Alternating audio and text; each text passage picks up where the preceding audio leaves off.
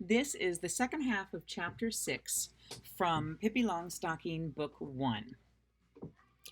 Hear how it squishes when I walk, laughed Pippi. It says clops, clops in my dress and squish, squish in my shoes. Isn't that jolly?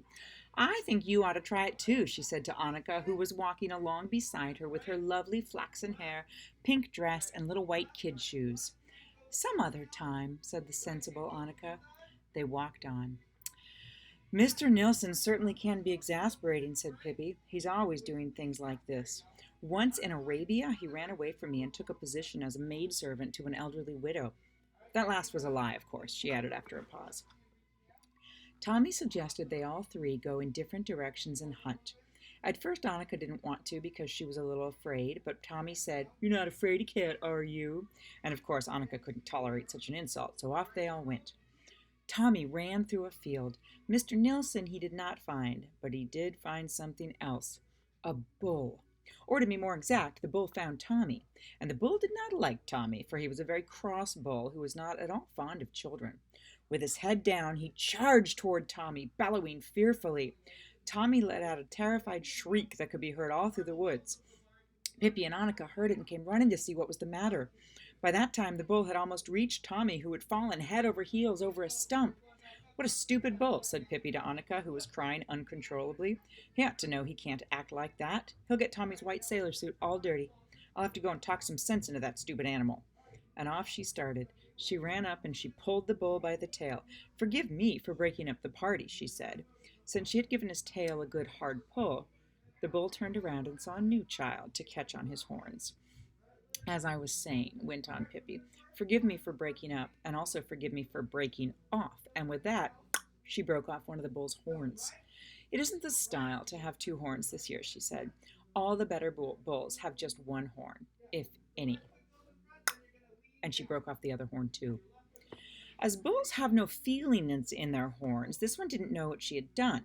He charged at Pippi, and if she had been any other child there in that spot, there would have been nothing left but a grease spot. "Hey, hey, stop tickling me," shrieked Pippi. "You can't imagine how ticklish I am. Hey, stop, or I'll die laughing." But the bull didn't stop, and at last Pippi jumped up on his back to get a little rest. To be sure, she didn't get much, because the bull didn't in the least approve of having Pippi on his back. He dodged about madly to get her off, but she clamped her knees and hung on. The bull dashed up and down the field, bellowing so hard that smoke came out of his nostrils. Pippi laughed and shrieked and waved to Tommy and Annika, who stood a little distance away, trembling like aspen leaves. The bull whirled around and around, trying to throw Pippi. "See me dancing with my little friend," cried Pippi, and kept her seat. At last the bull was so tired that he lay down on the ground and wished that he'd never seen such a thing as a child. He had never thought children amounted to much anyway. "Are you going to take a little nap now?" asked Pippi politely. "Then I won't disturb you." She got off his back and went over to Tommy and Annika. Tommy had cried a little. He had a cut on one arm, but Annika had bandaged it with her handkerchief so that it no longer hurt. "Oh, Pippi!" cried Annika excitedly. "Shh, shh, shh, shh, shh," whispered Pippi. "Don't wake the bull. He's sleeping. If we wake him, he'll be fussy." Here is a great picture of Pippi. Oh, let me see. I'm going to get this whole thing in the screen. There is Pippi pulling on the bull's tail, and that bull looks mad. So there's Tommy at the bottom. Look at the bull's eyes. Whew. But the next minute, without her paying any attention to the bull and his nap, she was shrieking at the top of her voice, "Mr. Nilsson, Mr. Nilsson, where are you? We gotta go home."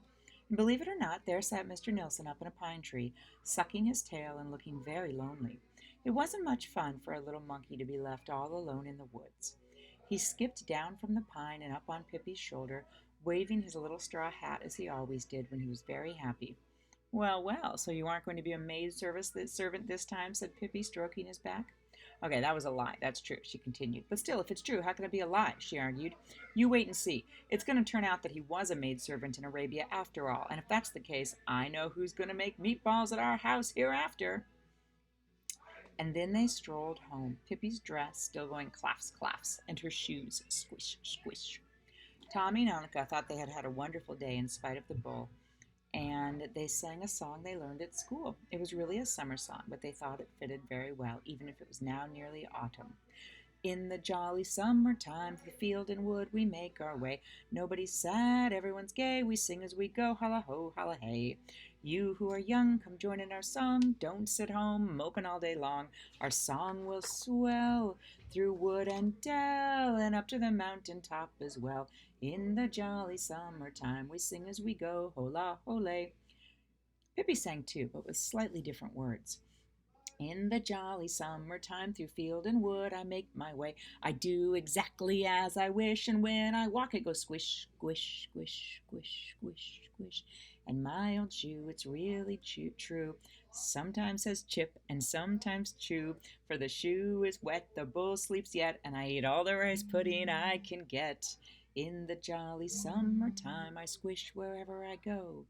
Squish, oh, squish, oh, squish, oh.